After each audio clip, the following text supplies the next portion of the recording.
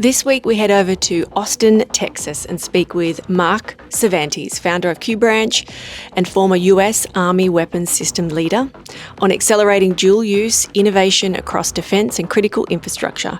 And he is also the creator of the quote, "There's no bad place to land in Austin." We dig into mission-driven execution, readiness versus ROI, and practical ways for Australian founders to plug into the US defence ecosystem through Austin's relationship-first model. Let's dive in. Welcome to the briefing room. Whether you're in defence, investing into the future, or simply curious about how great ideas become reality, this is your mission briefing. Let's get started. And this is the privilege of being able to do this kind of work, is getting to meet people from all different backgrounds and the ability to actually hear and share those stories. Yes, we're talking about work and outcomes and getting the best outcomes and helping people, especially founders, create the reality that they're looking to create, and obviously putting solutions into the world that we can all benefit from.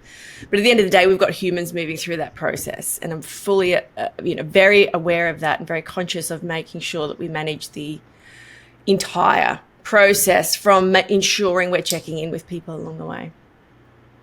It's important. It really is. Yeah. Awesome. Well, thank you for your time, both of you. And Mark, this is a way for us to return the favor, because you actually had me stop by during Fed Supernova, and I think we had a pretty exhilarating conversation a few weeks back. And you have a lot of great perspectives on how to unlock innovation in the Department of Defense.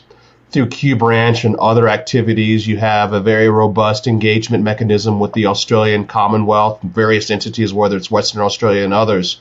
And what we try to do in these types of conversations is not only help our portfolio companies, but also other entities within Australia, possibly across the Five Eyes partners, on how to really be able to provide effects on target to make sure that the men and women in uniform get the best-in-class capabilities they need in order to execute their missions, in order for us to maintain our way of life across the Pacific. And so these conversations that we've been having over the last couple of months have provided a lot of illuminating advice, and would love to get your perspectives on the questions that we've shared. But we really want this to be more of a conversation than anything else. And I'll turn it over to Peter with regards to how we're going to proceed forward. Awesome. I'm excited. Oh, look, I think that's a great place to start. You've framed it really well, Sean. I'm just keen to hear, well, first of all, a bit about Q Branch, how you got there, what's your main priorities right now. Let's just kick off from the start to paint the picture of what does a day in the life look like right now for you? Well, I love the first question because I get excited about telling that. But I think just to give it some context of what Q Branch is, I don't mean to turn the mic on me, but I think it'll help kind of understand the vision of Q Branch. You know, first, I'm a first generation American. I'm a second generation veteran, military officer, weapon systems development guy, and a third generation entrepreneur. So that's the 1, 2, 3 of me. And as you know, I lived in this ecosystem of pushing and challenging and really trying, you mentioned humans. I mean, that's who we serve, within and at large is, your buddies to the left and to the right. And that's never lost on me. And so when I was innovating in the military, it was always them in mind, those that I had served and gone to combat with, and then those that followed us. And, I've had a pretty good storied career working on the biggest military programs and even working at the most strategic level. But it was really all put into practice even more when I went to the special operations community, where it is constantly in the gray, constantly these missions in a very quick turn cycle that I loved and I thrived on. And that's where the name Q Branch actually came from. What I did in the military was very similar to what the story of 007 and Q. I did those missions and I pinched myself very humbly. I was like, oh my gosh, golly, I actually did that. I handed the keys to the truck that had the armaments and all those cool gadgets. And I love that. I love that because you're handing things over to the customer. and you want to hear back from that customer is how did that capability, was it provided to you? I left the military after 23 years and really wanted to continue innovating. And the best practical way I saw that was within the venture capital community. So I looked at myself as a government venture capitalist, where I had a portfolio of $1.2 billion at my disposal.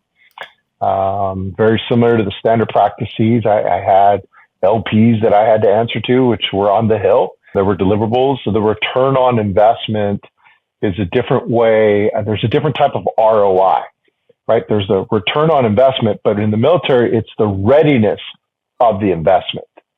Was that increased?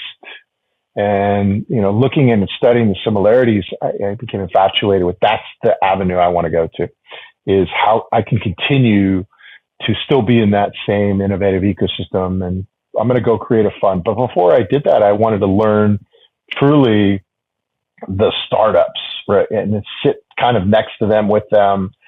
And that's when I found a lot of similarities to these innovators that are solving a specific problem, and they see a challenge and they have the passion, and there's a little bit of unknown, if not a lot of unknown, in the success or the environment.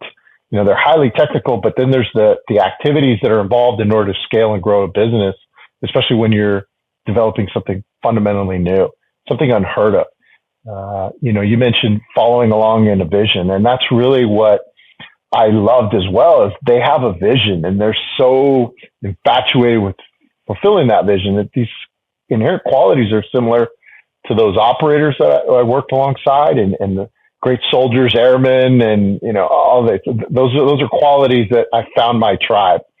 But I wanted to help them and do more. And how can we help them not only be successful in the commercial sector, but there's these government buyers, and that's kind of what I knew of. After a year of learning and being with those startups, I said, all right, I'm going to do this. And the name Q Branch was just the perfect name, because I'm a real life Q, and more so in the movies, which we are not any affiliation of that institution and legacy. Just a huge fan, and we do something fundamentally totally different. That's a little disclaimer, right? But really, the character was going everywhere, and he was successful because of the team, and that team was represented by that character. And that's kind of how I wanted to support these startups, is yes, the fundamentals of the resources that they need, but how can I do more, right? Sean and I come from a background where we rotate around a lot, and the team that you're leaving and the team that you're going to both have responsibilities to make sure that transition happens quite effectively. And that just doesn't happen last minute. I mean, it sometimes does, but we have a process. So if I were going to Colorado, first person I'll call is Sean, and Sean, I know inherently knows, all right, I got to look for Mark, where he's going to live. Like, these are just standard muscle memory, back to the point of the mechanics, repeatability of it all. So I know it's a long way around of me telling you where Q Branch comes from, but that's kind of the fundamental approach, is we're a support element to the venture capital community at large to make sure that they're successful in accomplishing the mission, right? The mission of the CEO, accomplishing the vision, and we're looking for that long-term effect of really trying to progress innovation, because then that has second and third and fourth and fifth order effects that kind of continue this way of life we love and support.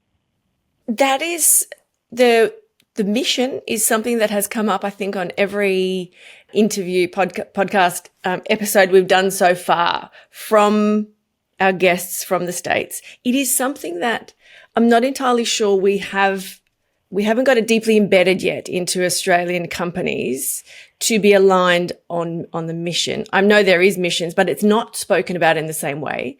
And it is something that I've noticed culturally we have a really big difference between the two. And can you just explain a little bit how important that is in particular? First of all, how do you define it? And how do you ensure everybody is aligned with it? And who creates it?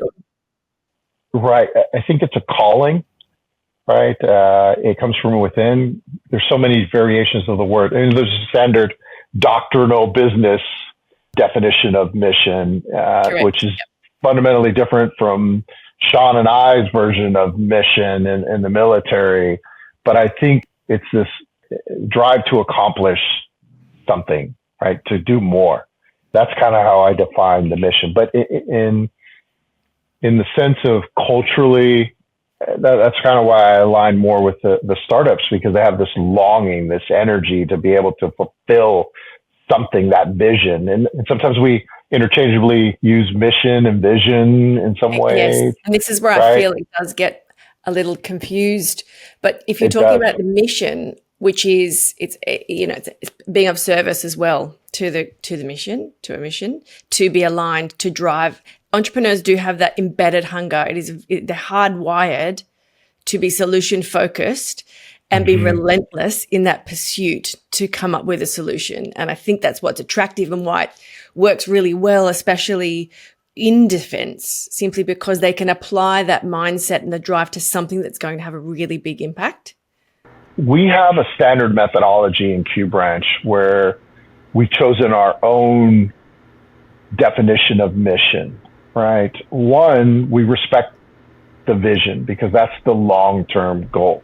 But how we define mission is probably, and Sean, please jump in. I can't speak for the Air Force, but for the Army, when we say mission, you can get specific on what that mission. It really kind of answers the 5 W's and the how, right? It's the who, what, when, where, why, and then the how you're going to accomplish that mission. That's what you can get the detailed, we call it a actionable strategy, right? Because vision is more long-term strategic. But when we talk about mission, there's some tangible things that you should look at, focus on, key tasks, and even looking at what the end state looks like to try and meet that vision, or what we call in the military, the commander's intent, or in this case, the intent of the CEO, the leadership. And the investors that are backing that C-suite, right? That's because right. they're a very valuable piece. And the only thing I would just love to double click on, and thanks so much for this wonderful, conversation.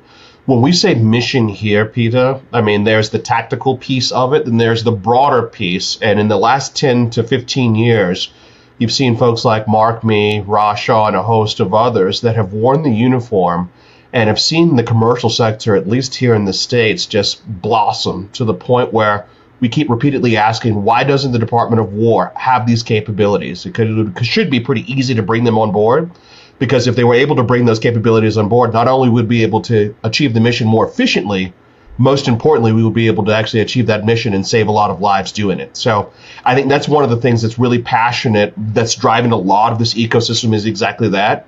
Yes, it's wonderful to have the wealth effects associated with it, but I think more importantly, that mission driving element is to make sure that we can actually operate as efficiently as possible and save as many lives as possible. Is that fair, Mark? 100%. I couldn't have said any better. I can't even add to that. Like, it's perfect. Great perspective. Yeah, I appreciate the clarification. I do think we have got a lot of work to do, even if we're talking about it more or sharing a common language and embedding it a little bit more into the culture of Australian founders and being aware of what they're coming into as well in a different ecosystem, I think would help with that cultural exchange to be able to align, the bigger picture and what they're working on. I want to go back to something that you said, Mark, when you're talking about working with LPs on the Hill and the focus on readiness of investment opposed to return on investment. Can you just unpack that a little bit and sort of explain what you mean there? I love that you asked that question, because now I'm going to geek out on you. And please stop me if I get... No, full geek mode. Yeah. Allowed. I should put on my glasses to really encompass. Like, all right, here we go. We're just getting started now. No, look, when I say the readiness of the investment, Sean and I come from a material development background where there's different readiness levels that you have to look at when you're in this space, right? There's the technical readiness levels, and they're really defined nicely from 0 to, I think, 9, where essentially it's a thought in your head or an idea on a napkin to where, okay, it's now ready to be utilized by Sean or Mark in the field. And so that's a readiness level, technical readiness level. Then there's the manufacturing readiness level is, what is the producibility of this technology, at this readiness level, and how fast can we get this out? Then another thing that you look at when you get to the strategic level is, what is the industrial base readiness level? One of the things that you're seeing now is the United States reinvigorating its shipbuilding, right? You could say that our industrial readiness level for maritime operations was not where it should have been when we look at a near peer competitor. And so that's what I mean by the readiness of the investment. That's really that definition where you can't talk about, you can, but we don't measure things in that way in the military, the readiness levels that we can achieve. And then now I think what's been announced more recently is the human readiness level. That's something else that I think is coming out of the Office of the Secretary of Defense lead. I forget the gentleman's name, but I love that, right? Because you do have to take into account the human interaction. There's a human that will be in the loop no matter what capability is produced. So that's what I mean by, the different views of the ROI that we've kind of coined. And sort of kicking on to a bit of a different direction, but talking about dual use technology and how it shapes the market and lessons from some recent engagements in terms of what you're doing there in Q Branch. How are you leveraging other collaborations with other organisations there? Especially, I know you've done some work with WA or Western Australia. Do you want to talk about something, share what you're working on there and how you've leveraged some of those connections, collaborations, working with other entities in that space? Yeah, I'd love to. It is all about connections. It's very much, it doesn't matter what's going out there. It's still very much a human business. We're all in. It's very much relationship driven. And when I retired from the military, I found that my experience really drew the international community here in Austin. Austin has been a great town, but I think coming out of COVID, there was more attention on Austin from a global perspective. That as these global partners were coming in, it might have been the gray of my beard that said, "Oh, that guy probably knows or has visited your country or speaks your language. Go talk to Mark." And I found this demand signal from the international community. And because one, I was familiar with it from the special operations community. We look at our allied partners, we fight with them, we train with them, all of the above. And I saw that there was, to some degree, they were underserved, right, in understanding and integrating here into the United States, but in particular in Texas, in Central Texas. So that's where I just made a lot of great relationships with the WA crowd, the Japanese crowd, the Singaporean crowd. First, it was very much foundational on just meeting Mark, trusting Mark, understanding his background. And then that led to more conversations of, Mark, can you help us with this type of trade mission or for varying degrees of operating within a global environment? And that's where it kind of all started. It's, yes, I was looking very much domestically and how can I help support the Austin-based ecosystem, but the demand signal was coming from the international community. And I leaned into it because I, from my background, had done a lot of international work, which is not really prevalent yet. It is now more so than when we got started, which I love, but at the time there wasn't a lot of players. It's an interesting concept with the Australian government or even larger organisations here. We do tend to value external opinions and experience and weight it much higher than local. So it tends to be a pattern that we see is governments will look to who else is doing it really well, lean into their level of experience, have them be involved and collaborate on some things with the aim to learn and then leverage that experience. So I don't see it as a negative thing. I see it as a really positive outcome because we get to build those connections.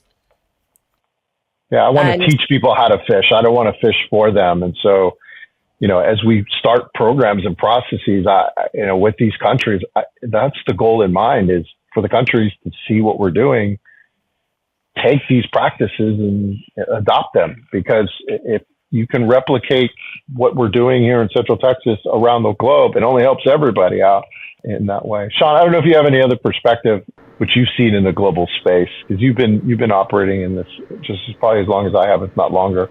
Well, I think you are in a very magical place in Central Texas. Austin is just such a unique place, just period, right?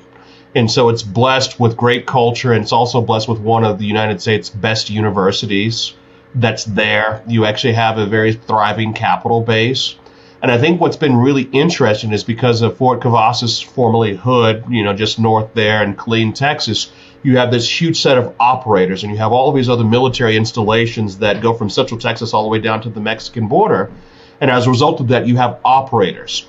Now, those operators have gotten out, they've gone to business school, they're now doing deals together, and so it's created this virtuous cycle to where now I would say, and correct me if I'm wrong, Mark, that the dual-use defense tech capital here in North America is in Austin/Central Texas, because that's where deals are getting done. So we were just at Fed Supernova that the team over at Capital Factory put on.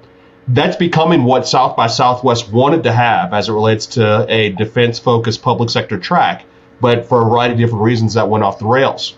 Now, I want to brag on the Q Branch team. They recognized a market void at South by Southwest and created, I would say, probably a week's worth of programming that you all did that was really curated and addressing priority problems across the public sector. And it wasn't just the U.S. It was across the Five Eyes partners, the Scandinavians, the Nordics, and I think you actually had some Asian participation as well, because Mark's philosophy, as I think you've wonderfully articulated, is that rising tide lifting all boats, especially when it comes to national security, national defense. Yeah, and just to touch on that, what's very, very, very unique, and I saw this when I got out of the military as I was transitioning out, was there is a venture capital ecosystem that houses these innovative units from the Army, the Navy, the Department of Defense. I had questions of, did I do the right thing? Did I land in the right spot? And that was validated for me like the first week when the Pentagon, the senior level Pentagon, the number 2 of every single service, all showed up to this venture capital ecosystem to really substantiate that Austin is call it the innovative Pentagon of the United States.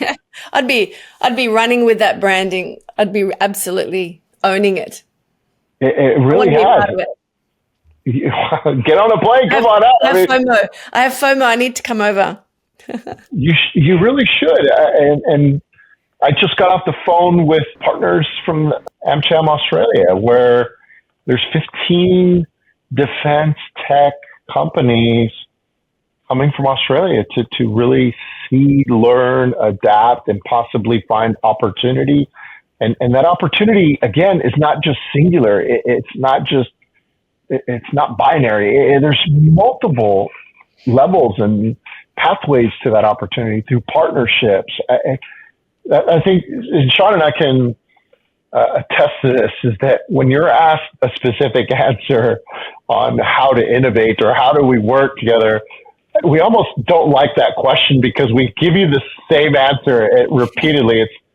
It depends, right? And I hate saying it, but I mean, what else can we say? It's like, there is no one answer. There is no one answer. It depends. And it definitely echoes the sentiment that we've seen in the tech industry for a really long time, not so much defense, but how to get involved, how to collaborate, what is the best pathway, is there a blueprint for a founder to launch into international markets everybody's looking for, what is the pathway, give me the instructions so I can go and follow it. And we all know, we've seen enough of them, that the best outcomes come from those who just literally get on the plane, dive headfirst into the place where there is activity without any preconceived idea of what is going to come next, but being open to meeting as many people as they possibly can, going to all of the things, listening more than speaking, and then assessing where they might be best spending their time or pitching or talking to or selling their product.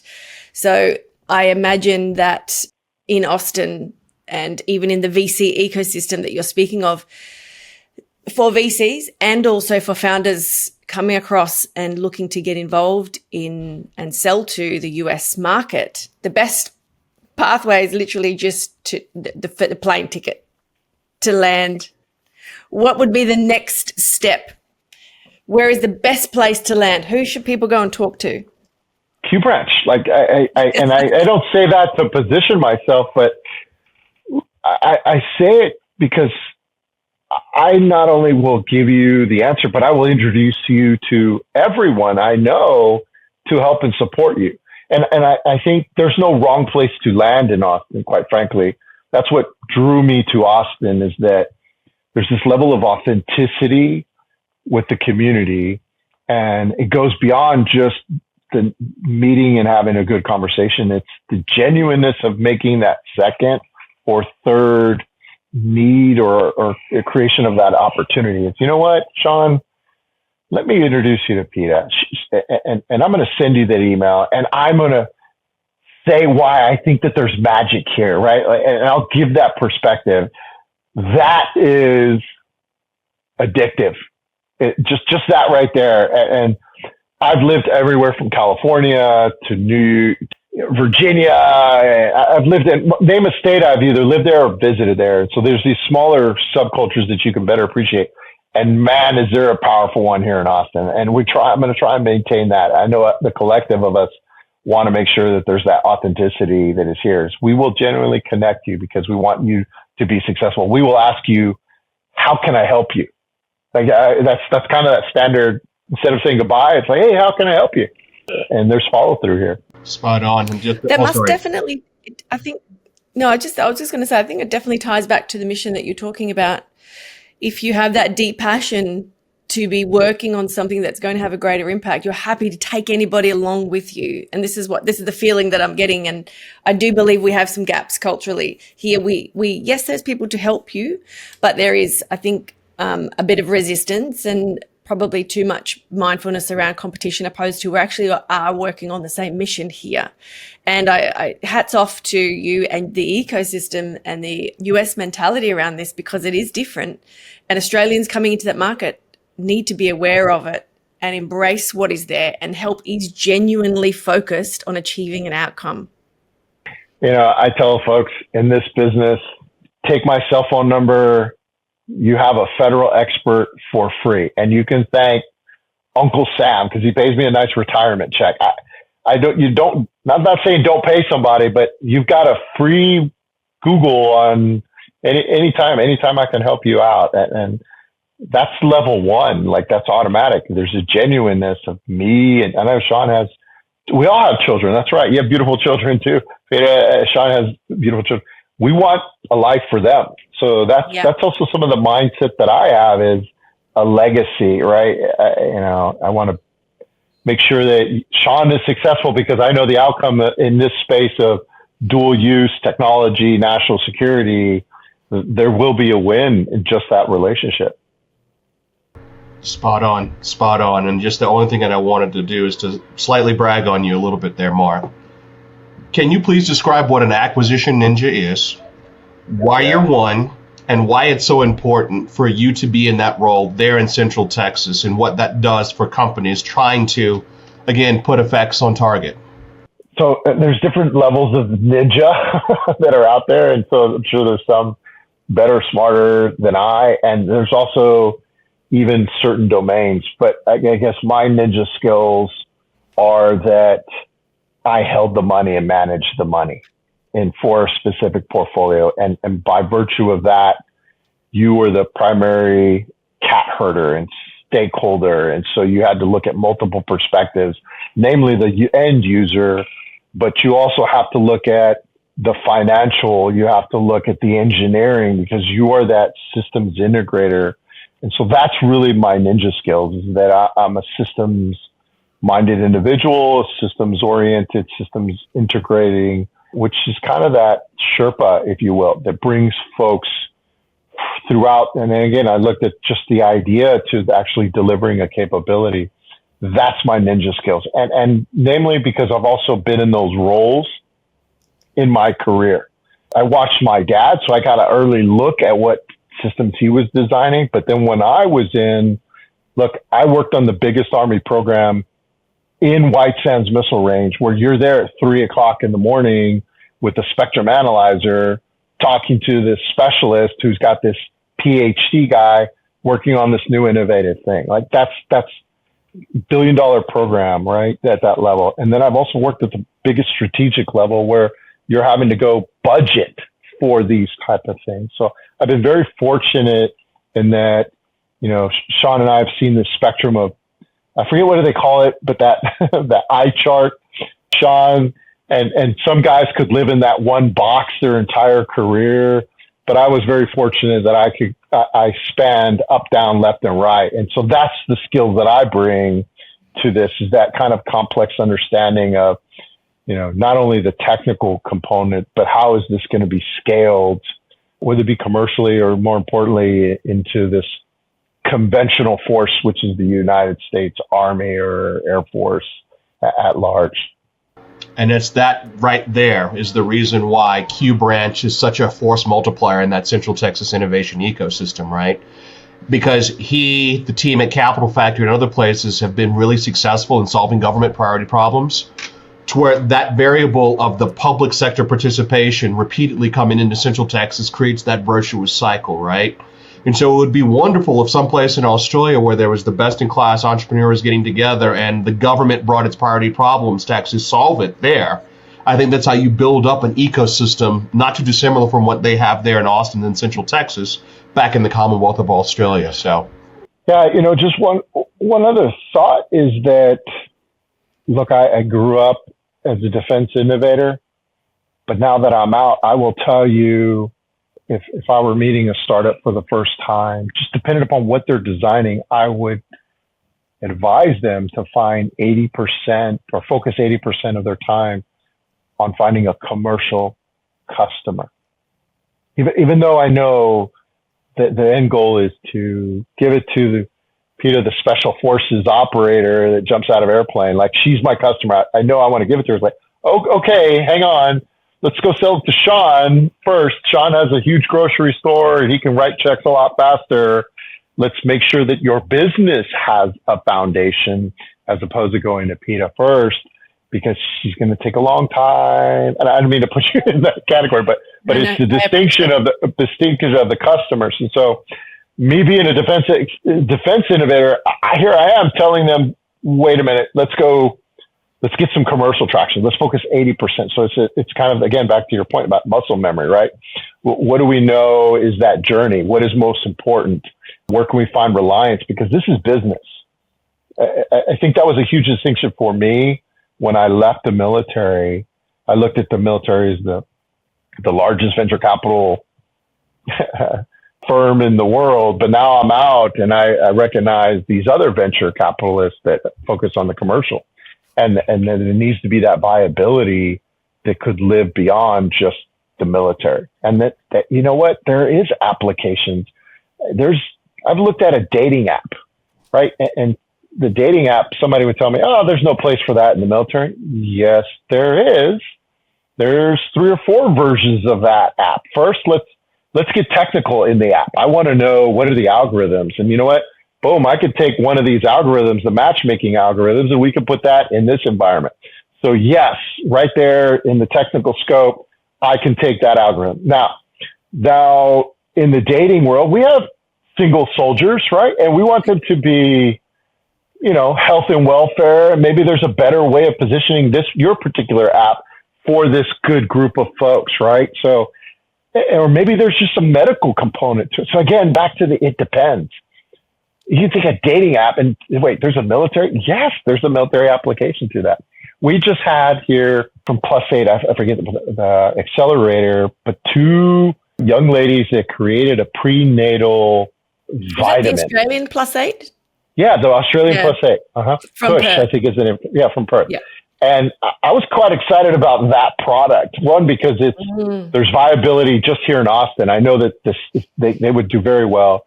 But looking at the applications of that in the health sector for the Defense Health Agency, health and well-being, that's exactly right. So, in the pitch, I know that they never thought that there was like a government component to it. It was like, yeah, there is. I love that you've brought this up. The other part that I'd like to revisit a little bit is the focus on advising or encouraging founders to go and get the commercial customer first. It can be something that they resist simply because they don't want to lose focus or be, obsessively connected to the outcome if they have a perception of where they want their product to go. And I think this is actually true for a lot of founders work with enough to know that when they tend to want to drive the outcome that align with the vision they have in their mind, opposed to being open to where the product might take them and where the market might be bigger. And the perception of maybe getting a commercial customer first would appear to them that they're diverting away from where they want to be, opposed to looking at it as an opportunity to build up their capability, to prove their ability to operate a large scale business, and then utilize that customer or working with that customer as the opportunity to grow internally, expand the team, build the internal capability and capacity, build trust in the market, prove themselves as a viable entity, and then look at selling to or work with the process of defense, which we know is really long. But they have the ability and have built a more robust company in the process. So as much as we know that, I find it a difficult concept to get across the line to founders. How do you find explaining that process as being a positive in the long term for them to still have a more positive outcome with defense, even if it feels like a diversion in the interim? I think it's the unknown. You're going to revert back to, again, those internal passions and drivers. But when you lay out a path, it becomes a little easier, right, to understand and be more receptive in that level of understanding. That's what we do very well here at Q Branch, is that we show them that path, right? When I talk to a startup founder and they tell me, and I looked at tons of pitch decks, and the way I look at the pitch decks was, it's kind of a coloring book to get Sean to write you a check, right? And I like that, right? But okay, what happens after Sean writes you that check? Can you show me that plan? And that's what I tell a lot of startups too, is that, it's that sell me this pen version. I tell them, can you put your plan in my hand right now? And I got a lot of no's. I can talk to you about it. Yep. Or I can show you my pitch, but I can't put my plan in my hand. And Sean and I come from a background where that plan is the map.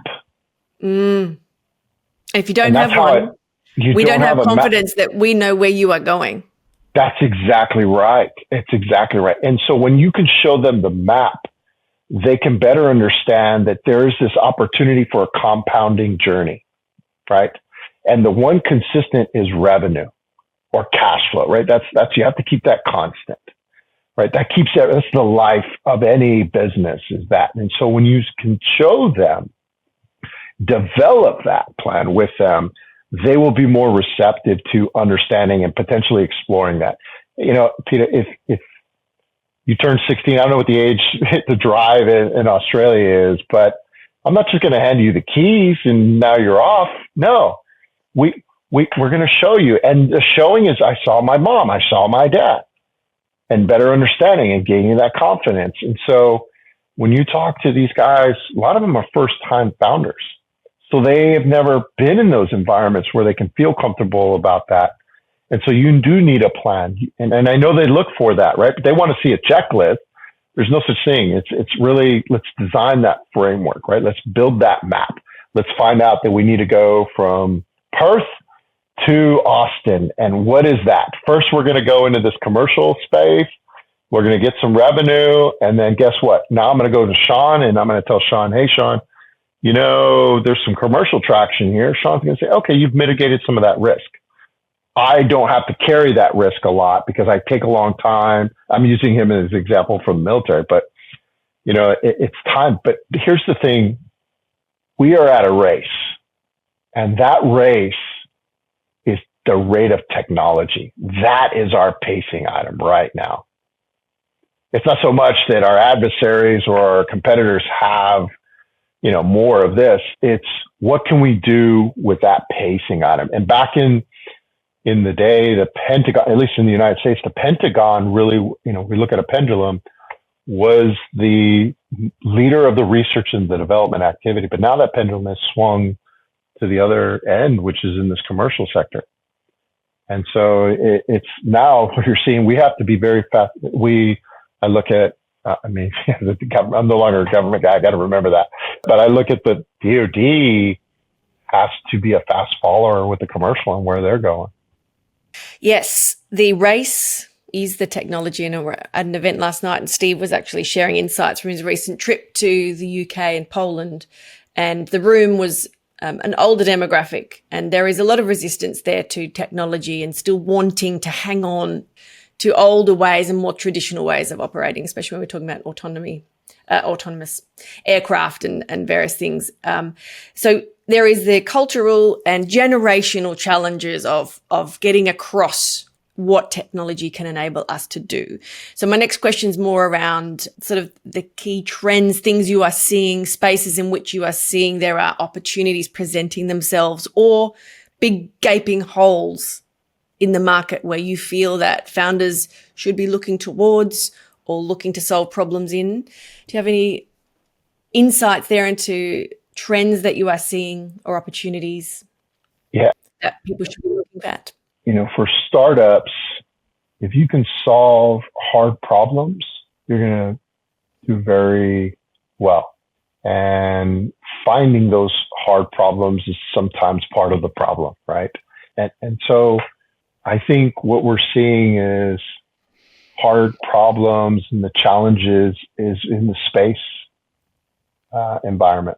Again, putting on these glasses here on Earth it's easy, but if I were to put them on in space, that creates another opportunity. So, putting on my cowboy hat here, that's no problem. I'm on Earth, but how can I put my cowboy hat on in space? Maybe that's a business. We should have done I would have liked the whole recording. We needed the hat. We could have had, I'm going to have to come up with something interesting when I do the summary of this podcast. I might need to wear a hat to do the intro, but. Okay. Yeah, I was surprised that you weren't wearing your hat, sir. I did get told that he's probably going to come online with the hat. This is it's the blur. I think that's what I did do it. It was like the camera blurry. can't focus. It's confused where it should be focusing.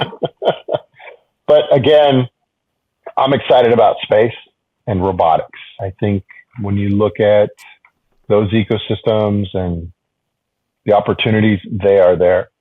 Some of the challenges and again, further opportunities is maybe not being, again, that fast first mover. It may be the fast follower, right? And looking at the boring stuff as another opportunity to explore. And I know I'm not giving a direct answer. I'm being very broad, but again, I'm excited about space. I'm excited about robotics. Autonomy is absolutely a vertical. And these are all kind of cross-cutting in multiple domains. Q Branch, we focus on critical infrastructure. That's kind of the lens at which I look at things, is like, what is a potentially new industry standard that is being created that can be modular, that can bring other things on? I think that's an investable view for us. And again, space is the new domain. It's the final frontier, is in the movie or shows that they say, that we're quite excited about. Yeah, we are very excited about it as well. And we are very aligned in our thinking there, that's for sure. And the other challenge with finding those hard problems to solve that you mentioned that founders should be looking towards is knowing where they are. And in defense, because it is quite a closed door or very siloed industry, the challenge then becomes the access to what those problems, and how do you hear about them, find out about them, even if you have the skills and capability to maybe work on them. And if you're not from the defense background, how do you bridge that gap and get involved? I stumble on that question because it's not a problem here in Austin, because it's growing and emerging. So I stumbled on that question because I just left Huntsville, Alabama, which traditionally is more, like you talk culturally, right? That's more of a settled environment. A lot of innovative things happening there, but not, I would say, in the manner at which it's happening like here in Austin. Like I don't hear a lot of startups popping up in Huntsville, Alabama. So there's variations of that. But if you're starting something new, it's very much a cultural ecosystem. So I respect what you were saying about potentially challenges, because you do need not only the innovation, but you need the cultural support to really bring that forward. And so, we're working with international partners because traditionally the environment to look at innovative things is not there. So they kind of bring it to an environment where at least it can grow, right? Incubate, grow, flourish. And what we look at is going back home. Yeah. And now supplanting yourself back there. Both economies can be optimal. Sean and I would have to go defend certain environments that could not sustain itself economically. And so that's something that we also look at in this global environment, is not pulling and saying, okay, Peter, you're now U.S. You're a U.S. citizen. Leave home, bring your kids, bring the truck and the new camper that you hooked up, and show up to the U.S. and leave a void there. It's like, no, that's not the best for that country that you came from. So we look at both environments in that way and really making sure, again, it's stable. I do like that holistic approach. Everything that you've said, Mark, it feels very comforting to me. I feel comforted and confident in terms of what's happening just listening to you speak. And I think that the way in which you present the opportunities that we have to work on and the industry as it's growing, and there is a lot of amazing things that people could get involved with, and it all seems very positive, that this is the kind of narrative that I think more investors would like to hear about and hear from people like yourself, sharing this level of insight and knowledge in what's happening in the market and what's happening globally and how you like to operate and how you like to collaborate. It sort of puts a lot of people at ease in terms of it's not all threats, not all scary. Of course, we're dealing with really big, challenging global issues. We're not taking that away. But you present it in such a way that it's full of hope, opportunity, openness to work with and support those on the journey looking to come up with solutions. So I like the way that you present that. Do you find that you attract a lot of VCs to work with you simply because of this approach? I've had to break that mold in myself, right? I guess I'm a extroverted introvert, right? In a way, I can turn that on, but that's not something that naturally I do. But, here's what I will tell you. Now that I've been a former government investor, now getting into the investment space, I find that it's a team sport, number one, but the investment is not just in the technology, it's in the team, and it is in the opportunity, and it's really, you're establishing a partnership. And so I know we've been, we get the dopamine fix, like we're just swiping left, swiping right on the TikTok version. And look, this is a long game. This is, and that's the reality of it. And so choosing the right partner to be with a very long time, that takes some time. One of the things that we look at investing in is not just the idea. I've been extremely fortunate that I can tell you that technology no longer excites me. I've seen some pretty cool stuff that I even question if it was made on Earth or not, right? I mean, it's just like, wow, that's so cool. I tell some folks too, that Men in Black movie where they go into that, where that ball just traces everywhere. I tell folks, yeah, I've been in a room like that before, but all of that technology just collects dust because it solved one specific problem. And so it's not just the technology, it's the time, the transition, the team, it's all of those things. And that's what we're very deliberate about, is coming up with a good, solid plan. And when I was growing up in the military, I grew up in a rapid deployment unit, right? Where you get a no notice call and the first thing you do is get to planning. And that planning, the mission itself, back to the mission, really solidifies the team, right? And Sean, he's a great American, but I could probably find maybe one or two flaws, but knowing those flaws makes us a better team, right? And so how can I flush that out earlier? And so when I talk about, this is a new approach for venture capital in my mind, is that we need to get very deliberate in planning for the success, not just investing in the success, right? And that planning really should be, I've sat in many board meetings I'm a member of boards, and I've sat where, like, Peter, if you were the CEO and the first thing out of the board meeting is, hey, guys, I need some help. But then everybody's asking, why didn't you do this? Why didn't you do that? Well, half of that is, again, we didn't know the roadmap.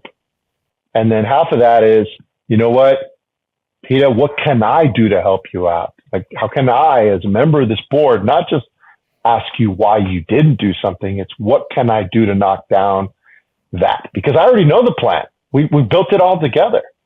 So that's what I invite other venture capitalists that are out there, me being a government venture capitalist, where I was certified, trained, taxpayer dollars at Sean and all these Americans, like, that's what I had to make sure that investment was fulfilled into a readiness level. That's what we really do. And I invite, again, not just the innovators, but the investors, come see what I am doing, because it's a methodology that everybody should be bought in on, that I think makes the collective mission more successful. What an amazing conversation. We could go for hours. I'm still coming to Austin and plugging myself into the ecosystem there. At some point, I will acquire a large hat and some boots, probably, to make sure I don't stand out too much. But Sean, do you have anything else that we want to ask of Mark before we wrap up? No, just one thing I just wanted to highlight is Mark's wonderful family. Right. If you go to Q Branch, you will see various members of his family there. So it's very much a family business. And you feel like you are part of something much bigger than yourself. And so I just wanted to applaud you, your mom, your brother, and all the great things that you guys are doing down there. And keep it up and let us know what we can do to help you. Again, I love the opportunity. This, to me, is kind of a dream come true. Right. I have a vision. I'm very much a startup founder myself. Right. I have a vision. I knew that I couldn't do this alone. So yes, my family is very supportive in believing in me. But again, it's not my idea. It's the broader, bigger need. And I know that's part of the alignment that Sean and I have and others have, is that we have to do this. We have to do it better, smarter, more effectively. And we can't do this alone. Not even in the close proximity, but I have to think of PETA in Australia, right? It may not be top of mind for me, but yeah, like, somehow we have to make sure that my Aussie brothers and sisters are doing very well, because they've proven themselves out in our lifetime, right? They've answered the call. And that's what I love about this. I'm having so much fun, is that I still am doing these things, still dealing with the same community that I worked with in the military. So I don't feel like I've retired. It's just a change of mission. I love it. If ever you were to create a t-shirt, I really do believe it should say there's no wrong place to land in Austin. Okay, I actually like that. Well, you said it. I've just written it down, and I keep looking back at it, and I'm like, this is an amazing slogan. I love this, and there's no wrong place to land in Austin. So I'm going to keep repeating that, and I will use it. You know what? I tell you what. If you come out here, I will get you that shirt. Send me your shirt sizes. Like, there's the $40 bucks. You'll have the first one, the inaugural shirt. There's no wrong place to land. I will take you up on the offer, Mark, gladly. I might even bring my family. They can hang out with your family. We can have a family gathering. I have to tell you that that's kind of first for me whenever we deal with internationals. And I know we probably need to wrap, but I think this is important to kind of draw out, is that Sean and I come from an environment that your family has to be on solid ground first. And we go through great lengths of that. We have like micro organizations, so we call them like family readiness groups, right?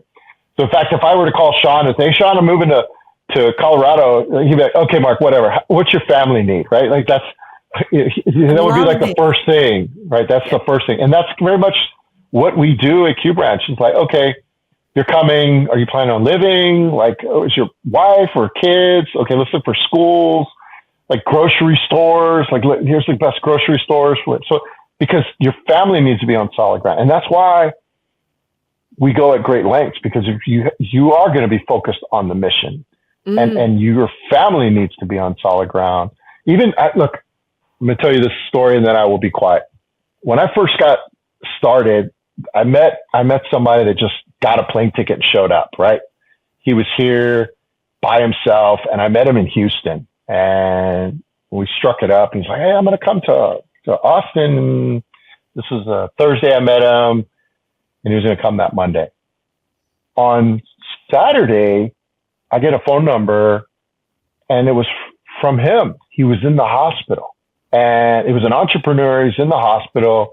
He rode a bicycle, flipped the bicycle, got knocked out, picked up by the ambulance. His phone broke. The only thing they had was that business card, and the nurse said he was being checked out of the hospital. Why? Because he didn't have an insurance card or nothing like that. And so he's telling me the story just to say, hey, Mark, I liked meeting you. I'm not going to be there on Monday. I was like, whatever, dude. Like, I'm on my way down there. I called an old, you probably know Jorge Manresa. Jorge Manresa and I got in a car. We went down there, checked him out of the hotel. I paid for a hotel, checked him out of the hospital, got him a hotel room, called his mother and said, ma'am, this is that's what matters. It is exactly what matters. And do you know what? I think the more you're talking about this, I don't think we do this very well. We have an awareness, we talk about founder mental health. We make sure that the founders, but we don't extend it and show up enough, because we all know that if founders are doing well, the companies are going to do them, where we will all benefit down the track. But what you're saying there is the holistic approach, and especially when we are looking at going to international markets, and all of the founders we work with, we take them straight to the States. That is the pathway. There is no other deviation to this. So ensuring, if they knew that they had that level of support for everybody involved in the mission, which is the team and their family, but then they don't have to go through those big decisions alone, whether it is setting up there, taking the family there, or living across different continents, and how do they manage all of that? Speaking to people who have done it before, or looking for that local support. That family connection is massive. And I love that you do that. I'm really appreciative that you shared that story. I'm sorry. I just thought that was No, it's perfect. I would love to tell you that, but that's what we were trained on. And that's what I feel like I still never left, right? It's like different soldier, different operator, very similar qualities. And I'm having fun. Like that's what I don't feel like I'm working. I'm having fun. This is exciting for me. And again, there's no competition. It's only collaboration here. I don't have a defense background, but I do work, Jake is on the team, Jake Bostock, and he's from the Army. And it is a very obvious difference from defense, consider team and work within a team and show up for, because you're an immediate family, you're an immediate alliance, regardless. And the sense that you feel just working alongside people like that is like there is 100% inclusion all of the time. And it's nonverbal. It is something that you feel. And I don't even know if I've said that to, I've said it to him a couple of times, but it is something that we really, it's noticeable to me. And I really enjoy working around the defense personnel or currently serving, simply because of this feeling that you have, that you're part of something. And I would never have believed it if you had have told me previous to stepping further into defense that that's what it was like. But I have felt it. No one's actually explained it, but it's very much a part of something that we have a deeper connection that nobody can really explain. And I tell you, those same qualities are, you don't have to be in the military. Like I see those same patterns from startups, and I'm seeing more startups converge together, right? And there's just some commonality of, it doesn't matter if you're in AI, direct competitors, this is just the journey itself. You volunteered to start a company and sharing. And so I'm seeing that here in Austin where, there's founder meetups and then there's women founder meetups. And so we're all chasing customers. We're chasing capital. We're chasing some level of company support, but there's another vertical that we should all focus on is the community, right? And that community that you just touched on, I think is something else that really should be applied or focused on. It's absolutely. And look, I've worked with Steve before and we grew a large tech hub, but realistically we grew a community. And, right. We'd spent 10 years doing it and it still exists today. And that's even after we've exited. So that highlights the power. And there are founders there who have now cycled back and become LPs in the fund simply because that's cool. of the support that they were given, not financial, not transactional, but the support in terms of connection to people, providing a safe space, being the sounding board for all the awkward questions you have as a first-time founder, feeding people, literally putting on beer and pizza, were some of the key things that some of these young people needed in the early days to survive, to get going, and then have gone and had amazing some exits or still existing, and now have looped back and landed into the investor end of the market. So it's such a nice story, and it was all built off community, which Steve does. I love the community. It financially, you can't quantify that on your balance sheet, the value that's delivered through community support. Had you told me this before I started Q Branch, I wouldn't have believed you. There is no age limit, quite frankly. No. We have supported a 61-year-old Japanese startup founder, and it's awesome. Like he's awesome, right? He's leaning into it. He's got Ivy League this, Ivy League that, but just how invigorated he is the same passion and grit as some of the 23-year-olds that we have. And so it's tapping into even more what the community draws out from you too, which is probably that adrenaline rush or what's most addictive about this ecosystem. I think the way I like to explain what happens within community is that circular exchange of knowledge and wisdom. Right. Now you can get it from a 23-year-old and pass it on. It can be circular going to the 61-year-old founder, and vice versa. The 61-year-old founder can definitely impart some sort of knowledge or lived experience or wisdom to the young founders. And that's the beauty of having everybody in the same place for those serendipitous moments that you can't plan for and they're never going to be part of a program. But we know the exchange will be there, and it will be pivotal to the success down the line, that we don't know what the outcome is going to be, but it will have an impact somewhere in that founder's journey, which I think is magic. Yeah. So I'll leave you with, how can I help you? Right. I know we're doing this podcast, and I'm very appreciative of this invite, Sean, and very to meet you, but how can I help you? And you can edit this out too, but I want to walk away with not just waiting till the next time. Like, what can I do to help you now that I've met you? Everything that you've shared so far, us being able to share this and have people listen, and I'll take the key takeaways out, that is in fact the greatest help that you can give, is just sharing your lived experience on what works, what you're looking for next, the pathways to enter the US market, which really is just get on a plane, land there and connect and plug in with people. I think that is some great takeaways. You sharing what you know and what works with the Australian government, whether it's through WA or any other state or the Australian government, is helpful to everybody, because we do value external experience.